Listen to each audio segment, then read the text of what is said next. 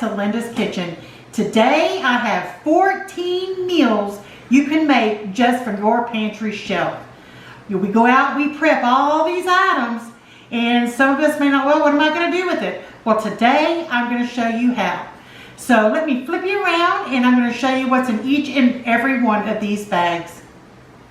Okay guys, so the first thing I want to show you and tell you is I did not put spices into each and every bag. So what I've done is I put together a bag of all my essential spices, the ones that are my day-to-day use spices, and I'm going to put them in this bag.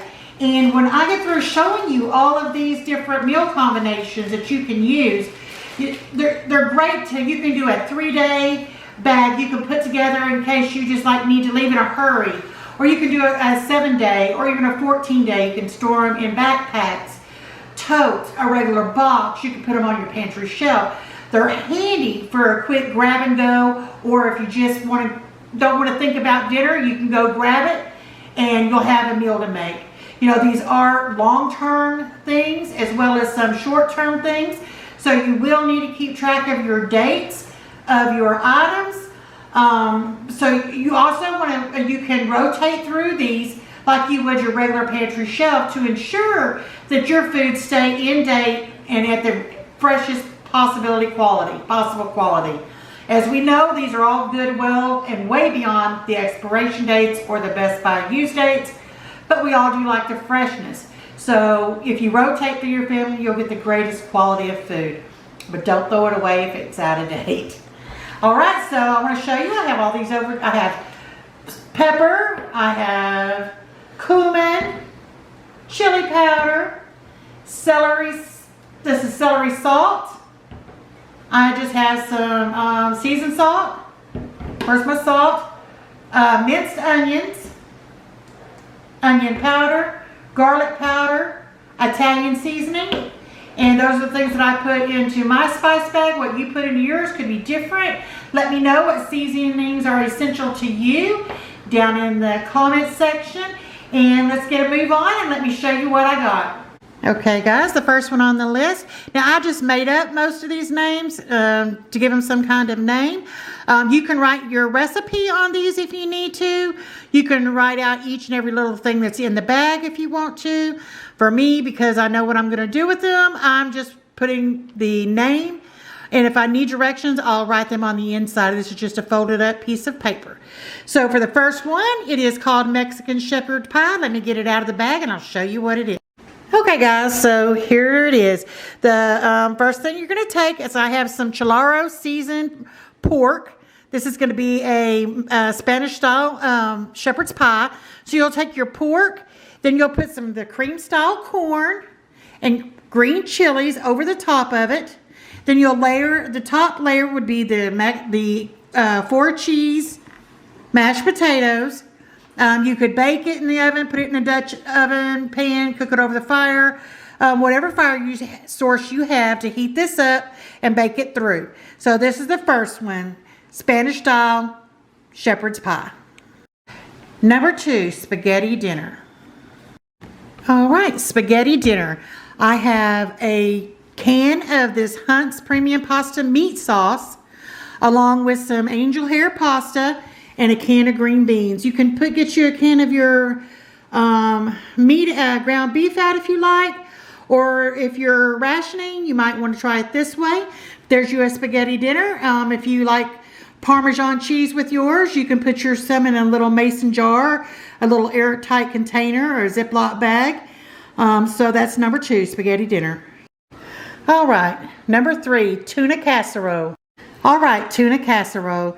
You got your chunk-like tuna, a can of mushrooms, a can of cream of mushroom soup, and a can of sweet peas.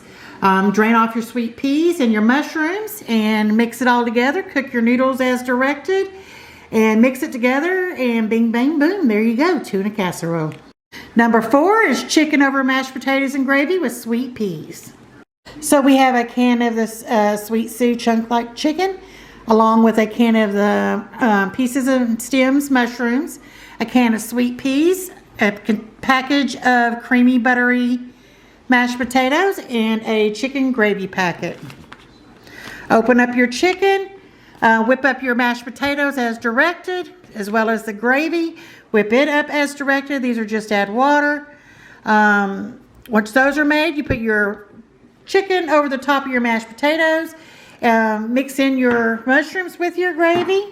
And then you put it on top of your mashed potatoes. And as a vegetable on the side, you have sweet peas. Number 5, ham dinner. Okay, well, we all know that this ham is good in a lot of meals. You can make it with this ham dinner. You could chunk this up and mix it in some scrambled eggs if you have the Augustin Farm eggs. Many more meals you can make out of this ham, but for today, it's going to be a ham dinner. So we're going to take the ham. I have some pineapples here. If you want to add brown sugar to it, you can put some brown sugar in a little mason jar or a Ziploc bag, airtight container. You could put it on top, bake up your ham, and whip up your instant potatoes. Open you a can of green beans, and there you go, ham dinner. Number 6, roast beef over rice. All right, so for roast beef over rice, what you're going to need, I have 1 cup of rice in the bag here. Also have a can of this Great Value fully cooked roast beef. It's in the gravies. You open your can of mushrooms. You mix it with your roast beef and warm all that up. Add you a side dish of mixed vegetables, and you have a roast beef type dinner. Sounds yummy to me. Number 7, a complete week's worth. Number 7, a luncheon meat with pinto beans and rice. All right, just like the title said, you could open your can of luncheon meat, slice it up. I like mine sliced thin. Fry it up. I like mine fried crispy. Fry it up. Open you a can of pinto beans. Fix you up a cup of rice, and you've got a complete meal. Ground beef with mushroom gravy over mashed potatoes, number 8. Okay, so I've got a container of my Crider ground beef, which you know is fully cooked. You take your ground beef with a packet of, this is the onion soup mix. Break it up, warm it up, fry it up together. Add your gravy, your mushroom gravy packet, along with a can of the mushrooms and stems, and make your gravy. Then you're going to whip up your instant mashed potatoes and a can of corn on the side, and you can have you something similar to a hamburger steak. Number 9, chicken alfredo and green beans. All right, so I have a box of pastaroni. It's the fettuccine alfredo.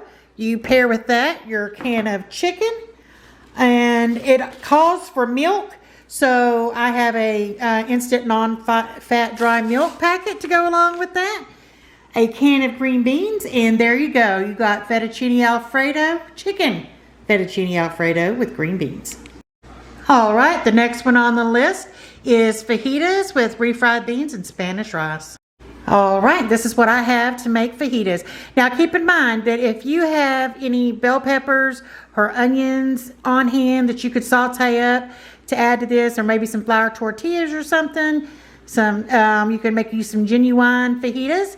But this is my version of fajitas. So I have this fajita seasoned beef strips. I don't know if you've seen the taste test on these, but it needed a little flavoring, so I added a packet of taco seasoning with it.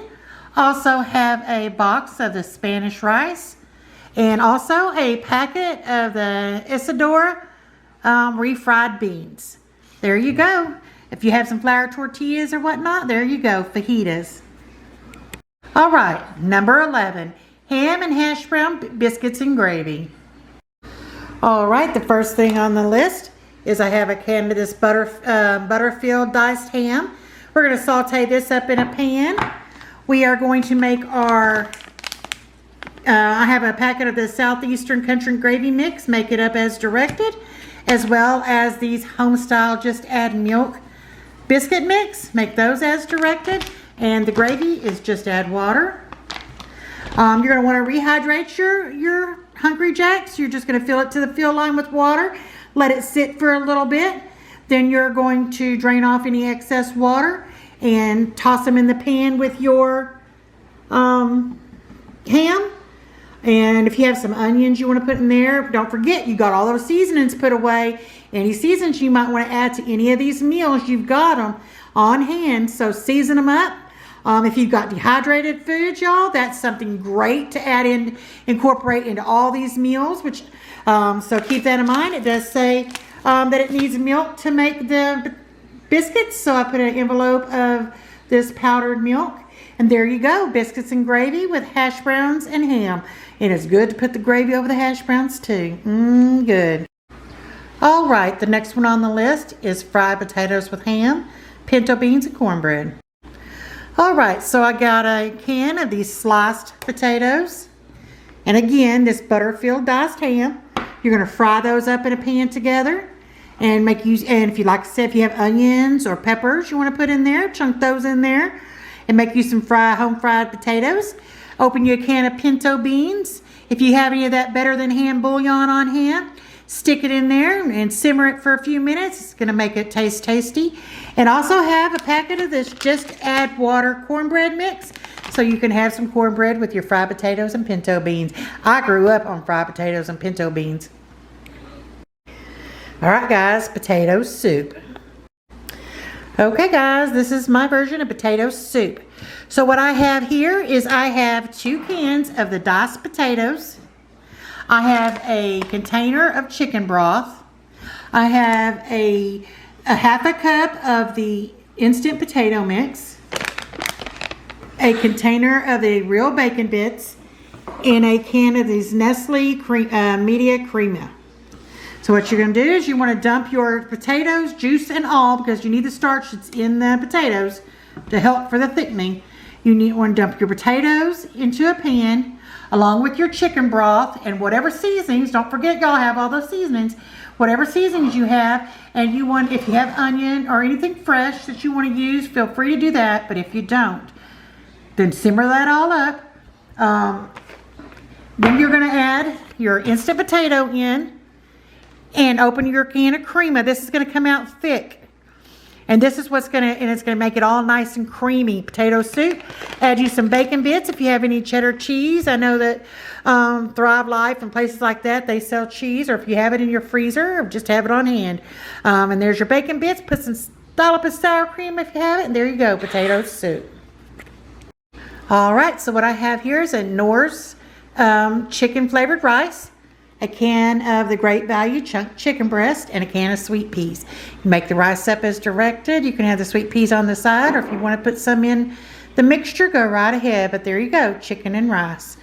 Y'all, there's a lot more recipes out there. Y'all leave down in the comments. Let us know what some of your recipes or ideas are for what you have in your prepper pantry. Y'all, please give me a thumbs up.